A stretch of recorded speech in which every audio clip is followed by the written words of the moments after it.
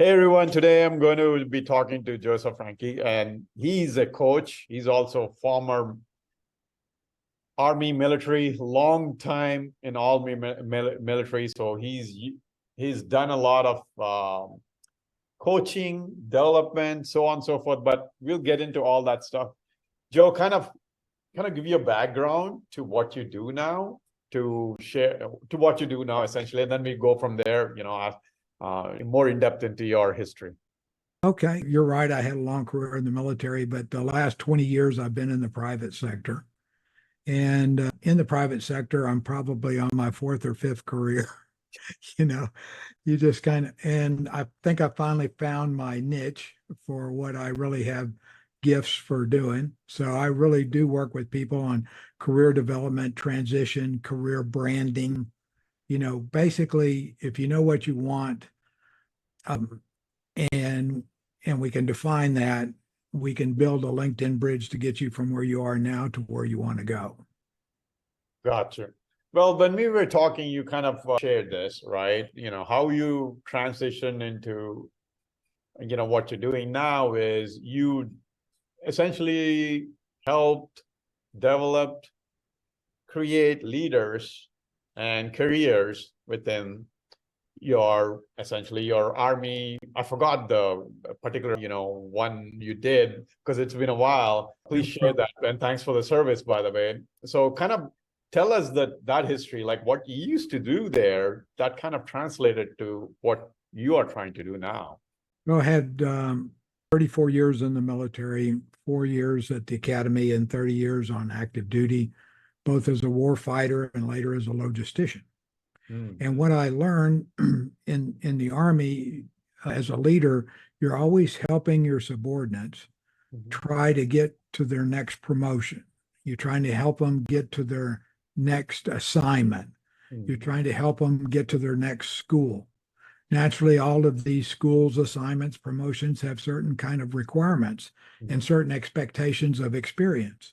So as a leader, it's your job, if you find somebody doesn't have a good communications background, with radios and that kind of stuff, then you try to give them a particular assignment, make them the additional duty as communications officer. And so that way they have to go learn that. They're responsible for it. They learn how to maintain the equipment, et cetera. So all of that experience for 30 years, as I got promoted, you're helping people get experience one level down from you, right? So by the time I was a colonel, I was helping lieutenant colonels have the same experience. So later on in the private sector, after being an executive recruiter, in an executive search, what I found is people started coming to me saying, "Hey, Joe, can you help me with my profile? Can you help me with my LinkedIn? With my profile and my resume." So what I ended up doing is I saw that I was really doing the same thing that I did in the military. Was, okay, if you expect to get if you want this kind of position, we're looking for this kind of experience set. And if you had it, then we needed to get it to where somebody could see it. If you didn't have it, okay, what are you going to do to go get this particular certification or that certification so you can be competitive? You can want all day long, but in the essence, if you're not competitive with your peer competitor, then they're always going to go to the front of the bus and you'll go to the back of the bus. Gotcha. And then so you also shared with me that you kind of also help businesses, startups and all. What is that experience? How does that differ from what you're doing here, helping individuals, obviously, more, getting their career or going higher level career, the coaching you do versus that? It's interesting because everybody thinks that the military doesn't have startups. And the military brings units into fruition, right? In other words, a unit wasn't there before. So now you have to resource this unit with the appropriate tools, kits, outfits, and you have to have the particular occupational skills necessary to be in that unit. And we call it activating a new unit. Well, it's really a startup in the civil sector. And, used to be the term was, hey, you incubated this idea into something that was, going to come into fruition. And so the military had that aspect. And so startups are no different. The beautiful thing about as I went along and did these things, I've coached 725 people to date. Well, all that means is I've learned a lot from the 725 people I've coached. Probably more, I've learned more from them than they've learned from me. And I've been able to use that experience to help guide, different people in. And so I look at what I do on an individual basis. In other words, everybody's an individual. Everyone has their own hopes, wants, and dreams. And so I never thought the idea of putting a bunch of people in a class was the appropriate thing. So what I found is, okay, I do it one-on-one, and everybody is a unique experiment. That is very true. So kind of, that gets into a little bit philosophy about leadership, right? Well, you don't, I mean, one of my thing is similar concept in the sense that I don't treat people as a team as a team. A team is a bunch of individuals. You got to treat them differently, everyone differently. So kind of that team, right? So how do you coach that to maybe leaders who are coaching? What do they not understand when you're telling them if they haven't already practiced that? Well, a lot of times I've done this coaching, the person gets the job, and a lot of times I'm right back in there helping them, take a look at, hey, this is what they're asking. A lot of times it's like, hey, I'm a CEO or I'm a senior person, but this is what the board wants. And so a lot of times I give them, okay, well, what the board's really asking for you is to be accountable here, and you need to assert yourself so that you're accountable, and they'll probably give you less guidance, Right. But you got to feed the board the food the board wants to eat. Right. There you go. And if you're giving them that stuff, they will be less directive in nature. That's just kind of a gross example, but it kind of does that. And so some of the people I've stayed with them and helped them develop, because they have aspirations of going beyond where they're at. Other times they have subordinates, and they said, hey, I've got this one guy, he's just not working out in the team. He's a bright guy, but he upsets everybody. And so a lot of times I'll take them on if they want and work with them. So even though I've helped people, a lot of times I'm even helping some of the other people along the way. And then out of the 725, about 15%, come back in that circle 2 or 3 years later, trying to get, higher and higher. And we work through that. Gotcha. Great. Okay. So I'll jump on to another topic we talked about, which is pretty important. One of the things you mentioned when we were talking is about women, on how you coach them in the sense that many times they are undervalued or underrate themselves or something like that. I forgot the exact terminology. Yeah, Could you it's get both. into that? It's both. And most often people come to me and say, I'm producing at this level, but nobody sees me. I don't get seen in the organization. Nobody's telling me I'm making a contribution or a significant contribution. And it's enough that they see it happen in some other department, right? And saying, look, I'm doing that, but nobody's coming over here and, patting my team on the back. And so what I learned over time is a lot of women are either undervalued or not seen for their contributions. And so a lot of my clients is, okay, women clients, it's okay, what is the situation there and what can we do about it? And so really bottom line, it's how to get noticed in the right way, without ruffling a whole bunch of feathers. And once we do that, then people see them for what they bring to the table. And that's usually a combination of communication with supervisors and basically improving your LinkedIn profile in such a way that you can actually see and with the metrics that you bring to the table. Gotcha. Awesome. Yeah, and you also kind of went through one of the examples with me. Maybe let's do that. Let's walk through one of the people you helped, women who or lady who like improved, not only put everything on her profile, but she kind of proved it out, the stats, everything she put to the boss, and then thereby kind of produce the results. Could you just kind of walk through so that way people can understand what you're talking about? Yeah. So I think the example I talked to you years ago, I was working with this lady, and basically she had the challenge that she wasn't being seen for what she brought to the table. And somebody that I'd worked with said, hey, I know Susie so-and-so, can you help her? And when I got into it, I said, well, okay, I see what you're saying. And so you're going to have a conversation with your supervisor. So one of the things you find out is the person I'm working with is extremely introverted. In other words, they're not an extrovert. If they were probably an extrovert, this problem wouldn't occur, Right. But we went through, okay, what is it that you bring to the table? What's not getting noticed? Made sure I understood that. And then we were talking about that. And I said, is your team on board with this? In other words, you're telling me this, but the third party around you, and so I made her had those conversations, and she came back to me and said, yeah, they're on board, and they're kind of wondering why as well.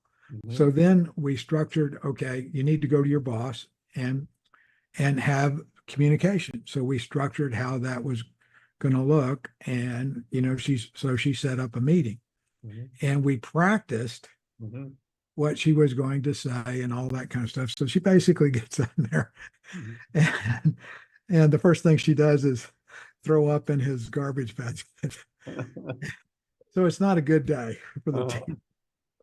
And so actually, she was embarrassed, and I'm certain in this case he was as well, and she excused herself and what have you. So she called me, and so after we got through the emotions of it all, I said, look, this is nothing irregular. I said, what you need to do is go sign up for a Toastmasters course.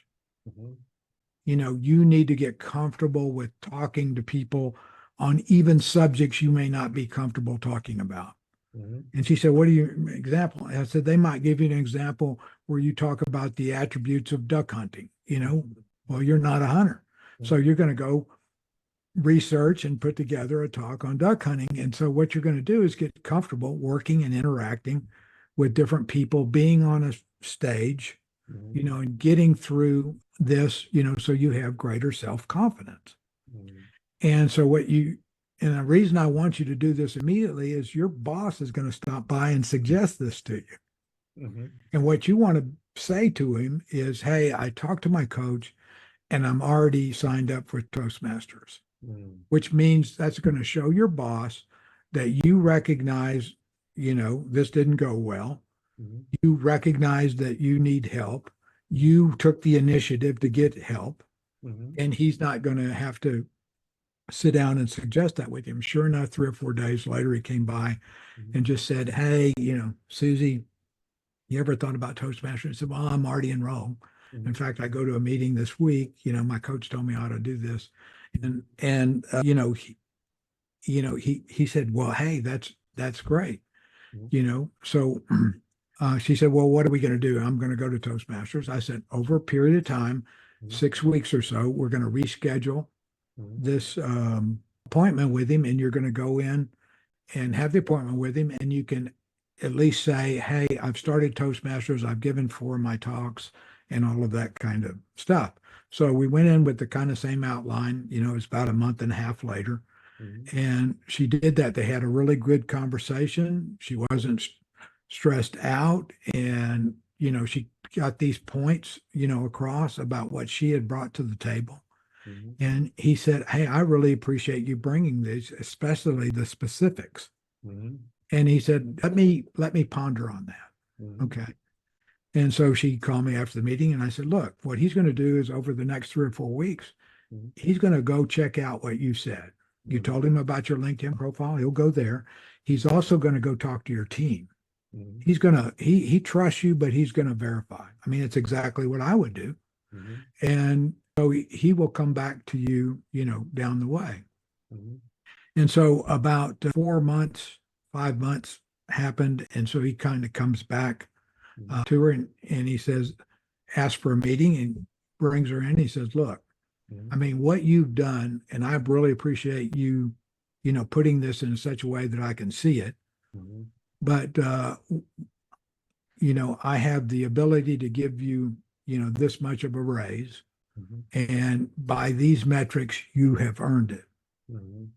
And also, Pamela is going to be leaving in about another 7 or 8 months. And I'm thinking about promoting you to that position based on this, but also your completion of the Toastmasters course.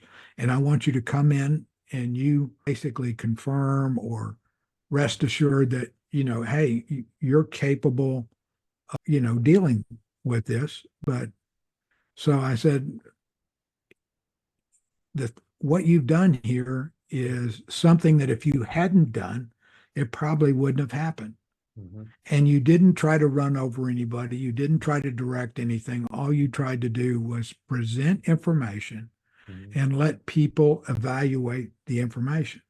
And I said, the quality of your leadership is demonstrated because they did not ignore it. And by the way, you are at least considered for promotion if you complete the task that the boss, has challenged you to do. And she was ecstatic. She said, I can't believe this is happening. And I said, well, I can't believe it hadn't happened sooner. But what you've learned is how to be able to do this. And if you have the propensity to be introverted, then you might have to redo this process in the future if nobody's getting seen. But I think you've learned a lot about making sure what your team does gets noticed. And she agreed. Great. Awesome. Great.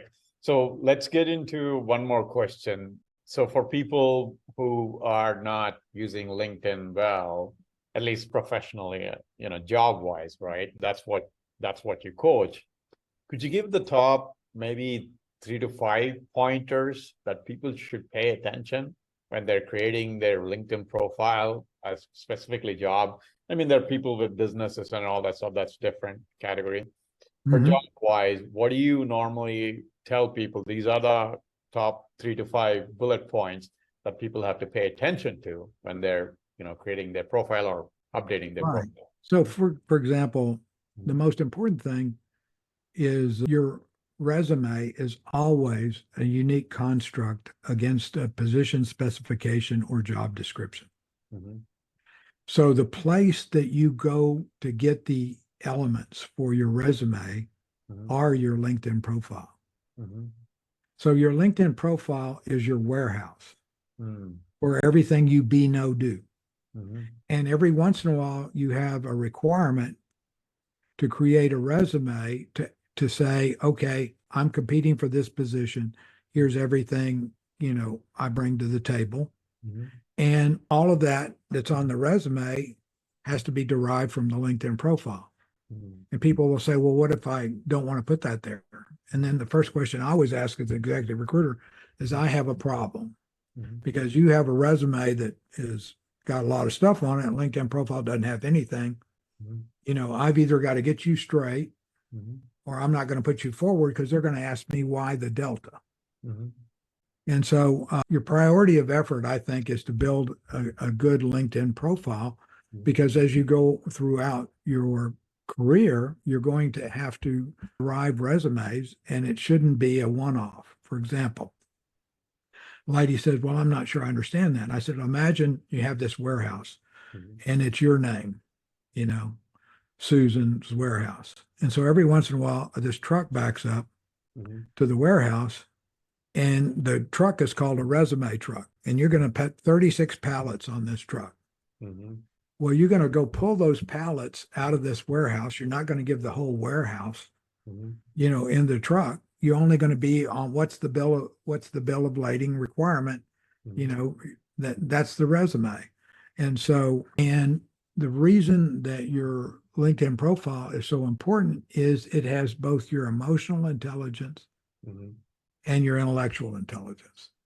Your resume only has your intellectual intelligence. Gotcha. All right. Awesome. Well, let's get into the last 3 questions. Well, what's the best book you have read that you would like to recommend to everybody that you read? Best book that I've ever read is called LinkedIn, the 5-minute drill for executive networking success. It's a 1-hour read, and it's rated 4.9 out of 5.0 on Amazon. And Lori Ruff and I wrote the book. And you ask if I've ever read it, and going through the editing process probably over 100 times. But a book is being used in high school business classes as well. Not because I think it's great in business, but because I think it's a 1-hour read and somebody can kind of come up to speed on LinkedIn or see the importance and then go decide what they want to do. Gotcha. Awesome. Well, what inspires you to get up and do what you do every day these days now? So once I kind of had the blinding flash of the obvious, that this was really my niche, and my wife really helped me with that. I think I told you the story. I was doing executive recruiting.